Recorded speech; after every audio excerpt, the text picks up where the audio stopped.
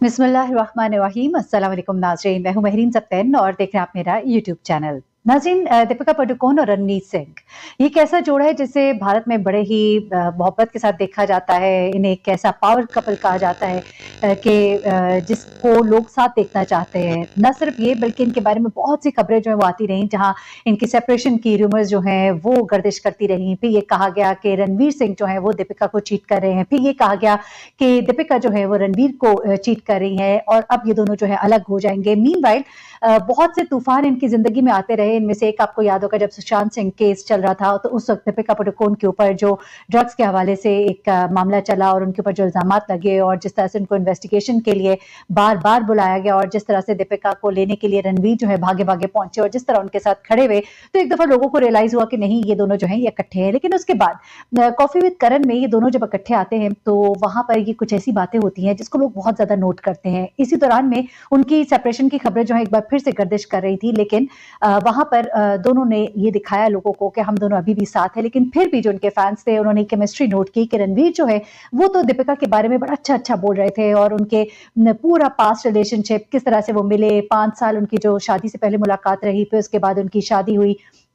किस तरह से मंगनी को छुपाया और ये सब कुछ हुआ और दीपिका बड़ी हैरत के साथ उनको सुनती रही, जैसे उन्होंने पहले ये बात सुनी ही ना हो। उसके बाद ये जब सब कुछ खत्म होता है तो उसके बाद दीपिका की बारी आती है और दीपिका जो है उन चीजों का जिक्र करती है जो एक शादी को चलाने के लिए मुश्किल होती है। एक शादी जो होती है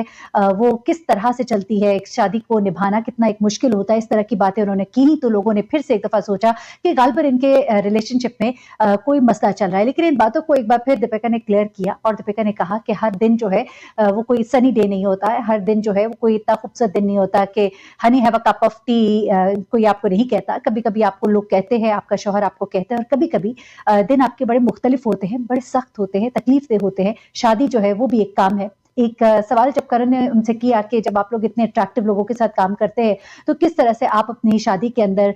जो एक लॉयल्टी होती है उसको बरकरार रखते हैं, वफा को बरकरार रखते हैं, तो वहां पर भी दीपिका ने ये कहा कि वो भी हमारा काम है और शादी भी एक काम है। हम जैसा काम को मैनेज करते हैं शादी को भी हम मैनेज करते हैं। तो इस तरह की बातों से लोग जो है ये समझते रहे कि दीपिका जो है वो शायद अपनी शादी में इतनी खुश नहीं है और शादी को चलाने के लिए कोई बड़ा हार्ड वर्क कर रही है। अच्छा, ये बातें तो चलती रही। उसके बाद दीपिका ने एक बयान दिया जिसपे उसे बहुत ज्यादा क्रिटिसाइज किया गया। मैं आहिस्ता आहिस्ता उस बात की तरफ आ रही हूँ कि किस चीज ने आखिरकार इनकी शादी को बचा लिया है और अब इनकी शादी जो है अब लग रहा है कि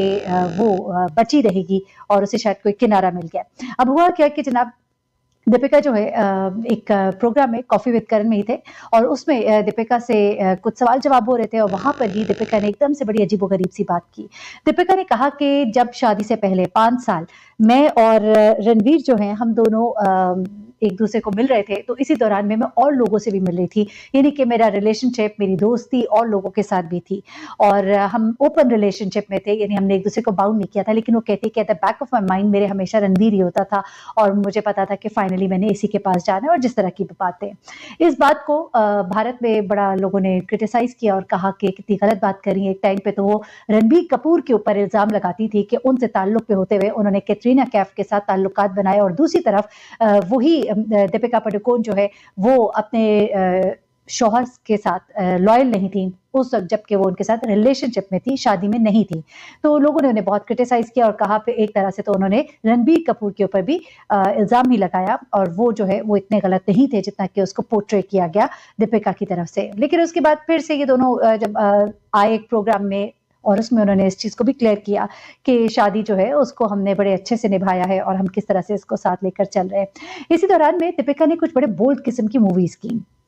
ऐसी मूवीज की जिनमें उन्होंने बहुत ही बोल्ड ड्रेसेस पहने, बहुत बोल्ड डांसेस किए और इस दौरान में इस तरह की खबरें भी आई कि रणबीर कपूर जो है वो उनके इस बोल्ड स्टाइल से कुछ नाखुश हैं। लेकिन उसके बाद हमने देखा कि रणबीर कपूर की भी ऐसे मूवीज आई जिसमें उन्होंने बड़े बोल्ड किस्म के ड्रेसेस भी पहने और बड़े अजीब अजीब किस्म की ड्रेसिंग के हवाले से तो वो मशहूर है ही। लेकिन रणबीर कपूर और दीपिका के दरमियान जब ये खबरें गर्दिश करने लगी कि नहीं, अब मामला वाकईतन खराब हो गए, अब शादी को 4 साल गुजरे थे, 2018 या 19 में इनकी शादी हुई है और उसके बाद ये कोई 2021 की आखिर और 2022 के स्टार्ट की बात है, जब एक दफ़ा फिर से ये खबरें गर्दिश कर रही थी और ये कहा जा रहा था ये अलग हो रहे हैं। फिर मैंने जैसे कि आपको बताया फ़िल्म के अच्छा इन सब बातों को एक साइड पे करके अब होता क्या है कि इनके ये मामलात जो है इस तरह से चल रहे थे और मुसलसल ये बातें की जा रही थी कि इनके दरमियान मामलात ठीक नहीं है। गुज़िश्ता साल से तो ये खबरें बहुत ज़्यादा गर्दिश करना शुरू हो गई थी कि इनके मामलात जो हैं अब अच्छे नहीं रहे और ये अब फाइनली अपना रास्ता अलग कर लेंगे। और इसमें जो है ख़ास तौर पे इनकी जो खामोशी थी और सबसे ज़्यादा दीपिका की जो खामोशी थी, इस पर कोई जवाब ना देना या कोई वज़ाहत ना देना, इससे लोग जो है वो और ज़्यादा कन्फर्म होते जा रहे थे कि यकीनन ऐसा ही है जैसा कि कहा जा रहा है। उसके बाद क्या होता है कि दीपिका ने एक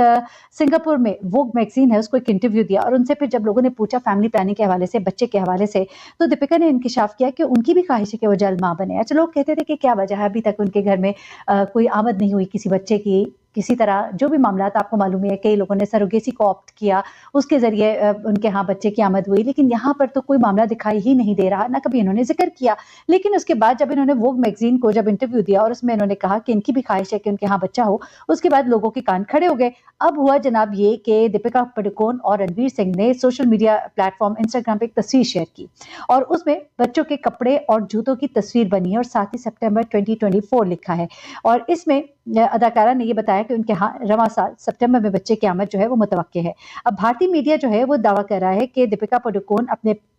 इस वक्त मतलब प्रेग्नेंट है, बच्चे की पैदाइश जो है वो मुतवक्के है और ये बात जो है इन्होंने आज से 1 माह पहले कर दी थी। खासतौर पे एक रेड कार्पेट था और British academy of film and television arts का एक